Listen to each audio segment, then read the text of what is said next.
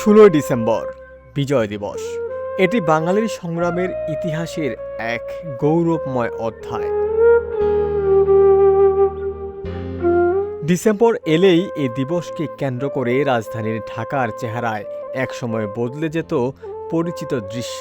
মাসের শুরু থেকেই সড়কবাতি, ভবনের ছাদ সবখানে জ্বলত বিজয়ের আলো। লাল সবুজের পতাকায় ঢেকে যেত সরকারি বেসরকারি দপ্তর, নগর জুড়ে বইত রাষ্ট্রীয় উৎসবের আবহ। বিজয় দিবস যেন কেবল একটি তারিখ নয়, পুরো একটি অনুভূতি হয়ে উঠত।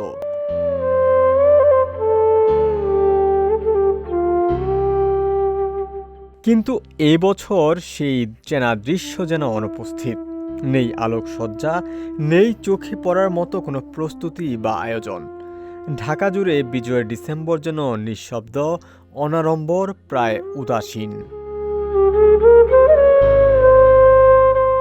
এই নীরবতায় জন্ম দেয় এক অস্বস্তিকর প্রশ্ন: বিজয় দিবস কি ধীরে ধীরে ক্যালেন্ডারের একটি আনুষ্ঠানিক ছুটির দিনে সীমাবদ্ধ হয়ে পড়ছে?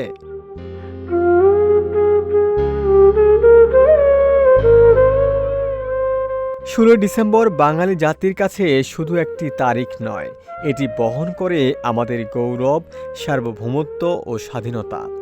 দীর্ঘ 9 মাস রক্তক্ষয়ী যুদ্ধের পর অর্জিত হয় আমাদের স্বাধীনতা। এর পেছনে রয়েছে অসংখ্য শহীদের ত্যাগ, হাজারো মা বোনের সম্ভ্রম, পরিবার প্রিয়জন হারানোর বেদনা। এই দিন আমাদের মনে করিয়ে দেয় একটি জাতি কিভাবে অসীম ত্যাগের বিনিময়ে নিজের মানচিত্র অর্জন করেছিল।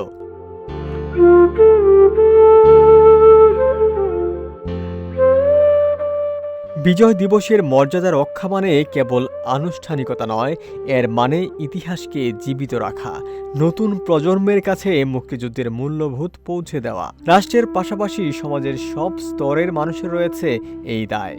সরকারি প্রতিষ্ঠান, শিক্ষা প্রতিষ্ঠান, নাগরিক সমাজ ও সাধারণ মানুষের সম্মিলিত অংশগ্রহণই পারে বিজয়ের অর্থকে দৃশ্যমান করে তুলতে।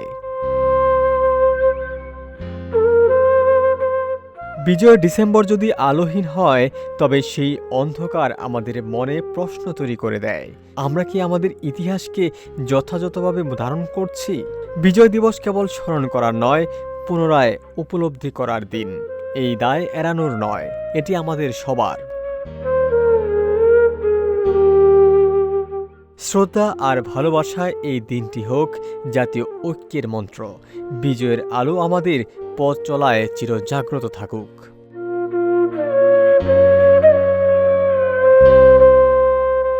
ওমর ফারুক, ঢাকা প্রকাশ।